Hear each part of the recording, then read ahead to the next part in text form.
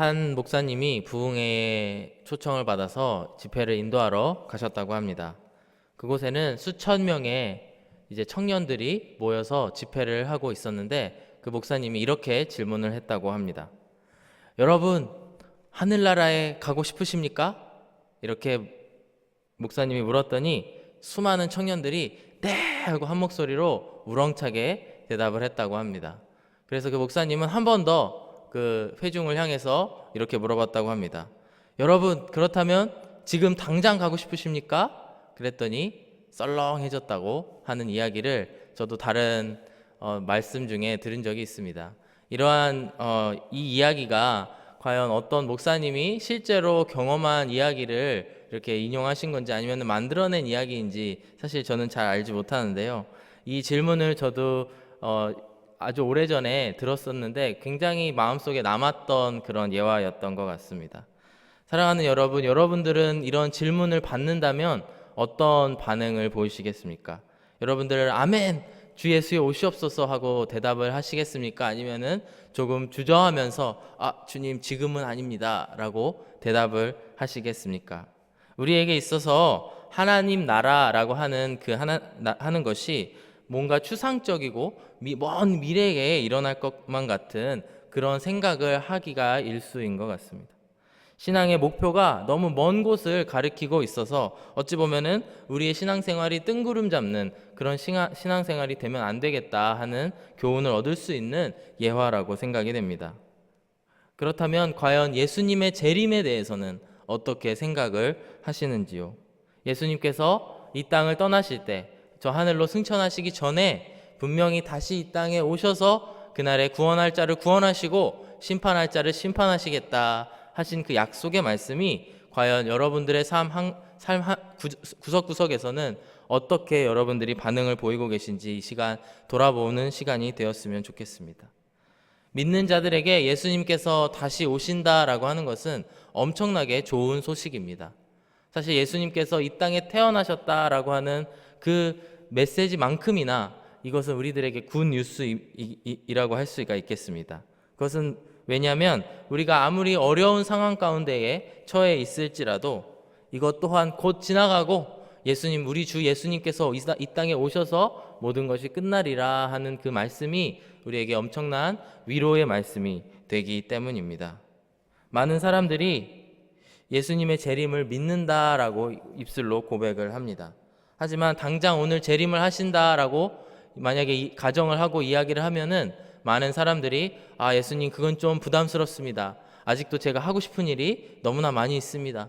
이 땅에서 즐기고 싶은 일들이 너무나 많이 있는데 조금 더 나중에 오시면 안 되겠습니까?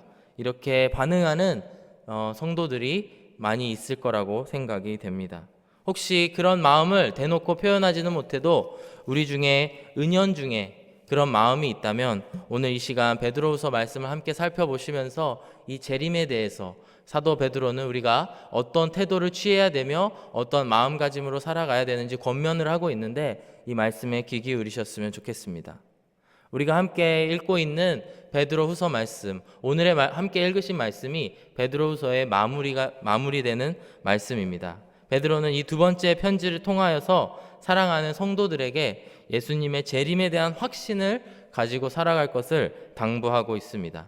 초대교회 교인 안에서도 현대에 있는 우리 교회만큼이나 복음의 감격이 남아 있었지만 여러 가지 어려운 상황 가운데 어제 우리가 함께 살펴보았지만 거짓 선지자들도 많이 나왔고요. 또 핍박도 많이 받았고요. 이런 어려움 가운데에서 예수님의 재림, 예수님께서 다시 오실 거라고 하는 그 말씀을 까마득하게 잊어버리고 살아가는 사람들이 많았다라는 것입니다. 그래서 교회 안에 그것을 믿지 않는 사람들이 많이 유입이 돼서 교회 안에서는 불법을 저지르는 자도 많이 있었고 또 우리가 어떤 도덕적인 윤리가 필요 없다. 그것을 다 폐기해버려라 라고 하는 그런 사람들도 있었다라고 하는 것입니다. 이런 상황을 알고 있었던 베드로는 이제 임종이 가까운 나이에 쓰여졌다고 알려져 있는데 베드로후서 이 3장 10절의 말씀을 통해서 이렇게 이야기를 하고 있습니다. 그러나 주의 날이 도둑같이 오리니 그날에는 하늘이 큰 소리로 떠나가고 물질이 뜨거운 불에 풀어지고 땅과 그 중에 있는 모든 일이 드러나리로다 말씀을 하고 있습니다. 10절은 그러나라고 하는 접속사로 시작을 합니다. 이 그러나라고 하는 접속사는 역접으로 바로 앞에 있는 내용을 다 뒤집는 그런 역할을 하고 있음을 모두가 아실 것입니다. 바로 앞에 내용이 무엇이었습니까? 바로 이 세상에 있는 교회 속에 침투한 그런 여러 거짓 교사들에 대한 이야기를 했습니다. 그들은 정욕에 따라서 행하고 하나님을 조롱하고 또 예수님의 재림에 대한 메시지를 일부러 잊어버리려고 하는 그런 태도를 취하고 있는 사람들, 그 사람들이 교회 안에 들어와 있었고 그 사람들이 교회를 어지럽히고 있었던 상황이었습니다. 그런데 베드로는 마지막으로 그러나라고 시작을 하면서 그들의 가르침과는 다르게, 그들의 가르침과는 반대되게 주님의 날은 반드시 온다. 마치 도둑이 오는 것과 같이, 도둑과 같이 이 땅에 반드시 예수님께서 돌아오실 것이라고 선포를 하고 있는 것입니다. 그날을 기다리는 성도들에게 베드로는 두 가지를 당부하고 있는데, 그 날을 기다리면서 두 가지의 그 베드로의 당부를 함께 살펴보시면서 오늘 말씀을 통해 은혜 받으시기를 간절히 축복합니다. 첫 번째, 베드로는 우리에게 이 종말을 맞이하는 태도를 어떻게 취해야 되는지에 대해서 이야기를 하고 있습니다. 10절에 그 후반부의 말씀을 보시면은 그 날에는으로 시작되는 말씀으로 그 마지막 때에 주님의 날이 왔을 때에 어떤 일들이 벌어질지에 대해서 이야기를 합니다. 총 3번에 나누어서 설명을 하고 있는데, 하늘이 큰 소리로 떠나가고 물질이 뜨거운 불에 풀어지고 땅과 그 중에 있는 모든 일이 드러나리라. 이 3가지를 순차적으로 이야기를 하고 있는데, 이게 무슨 뜻일까 너무 궁금해서 여러 가지 버전의 그 해석된 성경들을 읽어보았습니다. 그래서 혹시 세번역 성경은 어떨까 함께 읽어드리기를 원하는데요. 이렇게 3가지를 이야기하고 있습니다. 요란한 소리를 내면서 사라지고, 원소들은 불에 녹아버리고, 땅과 그 안에 있는 모든 일은 드러날 것입니다. 이렇게 이야기를 하고 있는데, 사실 세번역을 읽고 다른 어떤 성경을 읽어도 이게 무슨 뜻인가, 무슨 일이 벌어질 것인가 사실 가늠하기가 어려운 것이 사실입니다. 사실 어떤 성경 버전을 가지고 오더라도 이것을 우리가 알 수는 없는 것이, 이것은 미래에 일어날 일이고 그 주님의 날에 일어났을 때에 이것을 보고 우리가 깨달을 수밖에 없다라고 하는 것입니다. 그런데 초기 성도들, 초대교회 그 베드로와 한 시대를 살았던 그 초대교회 성도들 가운데에서는, 혹은 거짓 교사들 가운데에서는 이것을 억지로 해석하려고 했다가 교회를 어지럽혔던 그런 사람들이 있었음을 알 수 있는데, 16절 말씀을 다 함께 읽어보겠습니다. 또 그 모든 편지에도 이런 일에 관하여 말하였으되 그 중에 알기 어려운 것이 더러 있으니 무식한 자들과 굳세지 못한 자들과 다른 성경과 같이 그것도 억지로 풀다가 스스로 멸망에 이르느니라. 아멘. 즉 베드로는 우리에게 무슨 이야기를 하고 있는 거냐면, 미래에 다가올 일에 대해서 우리가 모든 것을 알 수가 없다. 아무리 성경을 꼼꼼히 읽더라도 그것을 우리가 직접 마주하기 전에는 그것을 우리가 알 수가 없다. 그렇기 때문에 마치 무식한 자들이라고 표현이 됐는데요. 이것은 무지한 자들, 무학인 자들, 즉 하나님의 말씀, 구약과 신약에 대해서 전혀 모르는 자들과 같이 그것을 억지로 해석하지 말고, 또한 굳세지 못한, 그 세번역 성경을 보시면 믿음이 굳세지 못한 자, 믿음이 약한 자들이라고 해석이 되어 있습니다. 즉 신구약에 대해서 전혀 모르는 무식한 자들처럼, 혹은 그 믿음이 굳세지 못한 자들처럼 이 하나님의 말씀을, 미래에 나타날 일들에 대해서 억지로 해석하다가 멸망의 길에 빠지지 말고 그저 그 말씀을 그대로 받아들이고 그때를 기다리라라고 권면을 하고 있습니다. 제가 하나님의 그 부름을 받고 신학교에 처음에 들어갔을 때에 많은 분들이 저에게 권면을 해주셨습니다. 정확히 누가 해주셨는지 기억은 안 나지만 제가 어떤 한 분의 권면을 마음속에 새긴 기억이 있습니다. 그분은 저에게 이렇게 이야기를 해주셨습니다. 아직 신학교에 들어간 처음인데 구전도사, 이렇게, 그것도 전 그때 너무 어색했는데요. 구전도사, 이제 전도사라고 부를게. 이제 앞으로 말씀을 전하고 복음을 전할 텐데, 만약 그러다가 누가 굉장히 어려운 질문을 한다거나 당신이 알지 못하는 그런 질문을 했을 때에 어떤 태도를 취해야 될까? 이렇게 질문을 해주셨습니다. 그분은 저에게 그냥 솔직하게 모르는 것은 모른다고 대답을 하고, 조금 더 공부를 하고 알려드리겠습니다, 이렇게 이야기를 하고 더 공부를 해서 또 더 알아봐서 그것에 대해서 대답해주고 괜히 인간적인 자존심을 내세우면서 아는 척하다가 낭패당하지 말고 솔직하게 그런 상황들을 지혜롭게 지나가거라 이렇게 저에게 권면을 해주셨습니다. 저는 이 말씀을 보면서 그분이 해주신 그 권면이 생각이 났습니다. 괜히 우리가 인간적으로 무언가를 해석하려고 성경 안에 있는 무언가를 해석하려고 하다가 그 결과는 바로 멸망에 이르게 된다라고 사도 베드로는 이야기를 하고 있는 것입니다. 사랑하는 여러분, 이 말씀이 단순히 신학교에 처음 들어가는 그 신출내기 그 신학생만이 들어야 될 말인가요? 그렇지 않습니다. 우리 모두에게 적용되는 말씀입니다. 16절에서 말씀하신 것처럼 더러는 우리가 알지 못하는 어려운 말씀들이 많이 있다고 생각됩니다. 특히 마지막 때에 주님의 날에 대해서 기록되어 있는 성경의 말씀, 우리가 그것을 상상할 수도 없는 그런 일들인데 그런 것들을 마주할 때라도 마치 말씀에 무식한 자들처럼 행하지 아니하고 또 믿음이 굳세지 못한 자들처럼 행하지 말고 그저 그 말씀을 있는 그대로 받아들이라 말씀하고 있는 것입니다.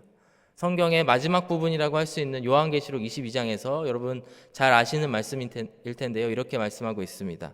누구든지 그 두루마리 속에 있는 어떤 말씀이라도 더하면은 그들은 재앙을 더할 것이고 또 누구든지 예언의 말씀 가운데 하나라도 제하여 버린다면 그 생명나무와 모든 축복들을 제하여 버리리라 하나님께서는 말씀을 하고 있는 것입니다. 사랑하는 여러분, 말씀 그대로 받아들이시는 그리고 묵상하시고 그것들을 가지고 우리가 신앙생활을 해나가는 저와 여러분들이 되셨으면 좋겠습니다.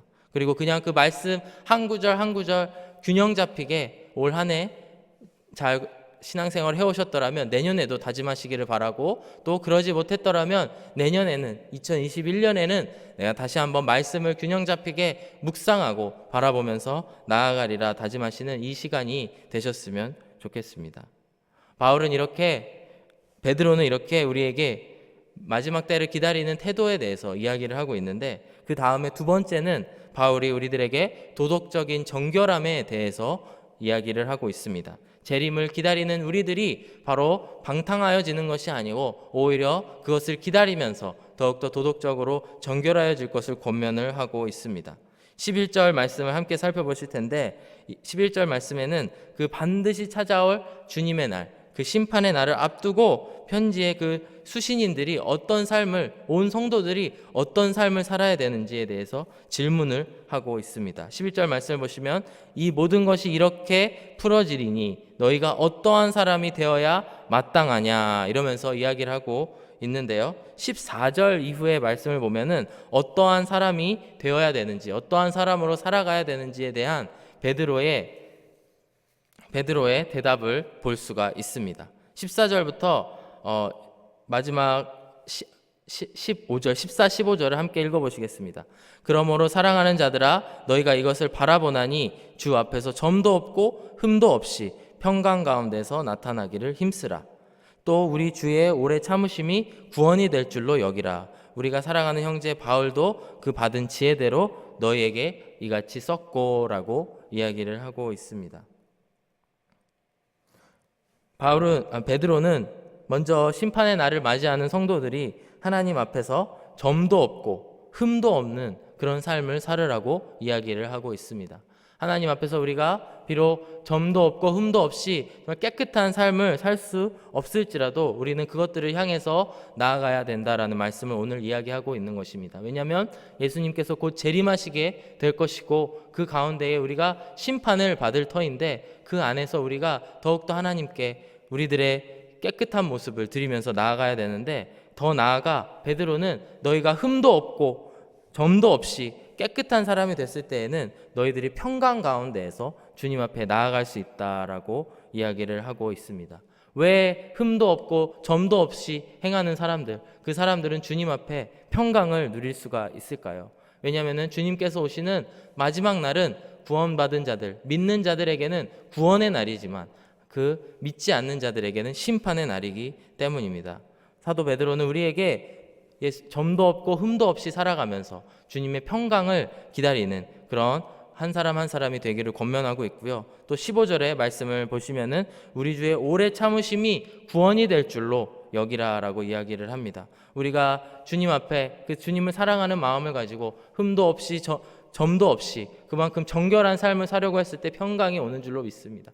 그 평강은 바로 그 하나님의 오래 참으시는 그 사랑으로 말미암아 우리가 값없이 받은 구원이 바로 그 평강의 배경이 되고 그 평강의 이유가 되는 줄로 믿습니다. 사랑하는 성도 여러분, 우리가 2020년 마지막 날을 이렇게 함께 마지막 날에 예배를 드리면서 우리가 예수님의 재림을 기다리는 그 재림의 신앙을 다시 한번 회복하는 그런 시간이 되었으면 좋겠습니다. 세상 사람들이 만약에 예수님의 재림이 있고 또 심판의 날이 있고 마지막 때가 있다. 근데 너는 구원을 받았다라고 이야기를 한다면 어떤 사람들은 방탕하여질 것이고 어떤 사람들은 그러면 어차피 우리의 마지막 날은 정해져 있으니 더 놀아도 돼, 더 방탕해도 돼 이런 이야기를 할지도 모르겠습니다. 하지만 베드로는 너희가 진정으로 구원을 받고 평강을 받은 성도들이라면 더욱더 점도 없고 흠도 없을 만큼 정결한 자가 되도록 노력하고 그런 삶을 살아가라라고 이야기를 하고 있는 것입니다. 베드로의 이런 메시지는 그 당시에 많았던 거짓 교사들의 그 가르침에 반대되는 내용이라고 하는 것입니다. 이렇듯이 우리도 마지막 때를 기다리면서 살아가는 성도님들 한 분 한 분 되시기를 간절히 바랍니다. 본문 17절과 18절을 읽으시고 말씀을 마무리하려고 합니다. 17절 말씀에 그러므로 사랑하는 자들아 너희가 이것을 미리 알았은즉 무법한 자들의 미혹에 이끌려 너희가 굳센 데서 떨어질까 삼가라. 오직 우리 주 곧 구주 예수 그리스도의 은혜와 그를 아는 지식에서 자라가라. 영광이 이제와 영원한 날까지 그에게 있을지어다. 아멘. 이렇게 베드로는 이 편지를 마무리하고 있습니다. 사랑하는 여러분, 오늘의 메시지를 기억하시면서 나아가셨으면 좋겠습니다. 베드로가 이야기하는 것은 반드시 도둑과 같이 예수님의 재림, 예수님이 다시 오신다라고 하는 것입니다. 그 말씀을 믿고 기다리면서 우리는 더욱더 하나님의 말씀을 골고루 받아들이고 마지막 때의 말씀을 묵상하고 나아가야 된다라는 것입니다. 더불어서 우리가 세상을 살아가면서 도덕적인 정결함을 유지하면서 그 안에서 누리는 구원의 평강을 누리면서 살아가야 된다라는 것입니다. 오늘 2020년을 마무리하시면서 이 말씀을 기억하시고 나아가시는 저와 여러분 되시기를 간절히 기도합니다. 이 시간 함께 기도하겠습니다. 사랑이 많으신 하나님 아버지, 지난 2020년도 신실하게 지켜주신 주님을 찬양합니다. 이 시간 주님의 말씀을 받들고 나아갈 때에 우리가 재림하여 다시 오실 예수님을 이 시간 기억하기를 원합니다. 우리의 예수님에 대한 믿음이 뜬구름 잡는 신앙이 되는 것이 아니고 반드시 오실 그 예수님을 기다리고 바라보며 나아가는 저희들 한 사람 한 사람 될 수 있게 주님 인도하여 주시옵소서. 감사드리며 예수님의 이름으로 기도드렸습니다. 아멘.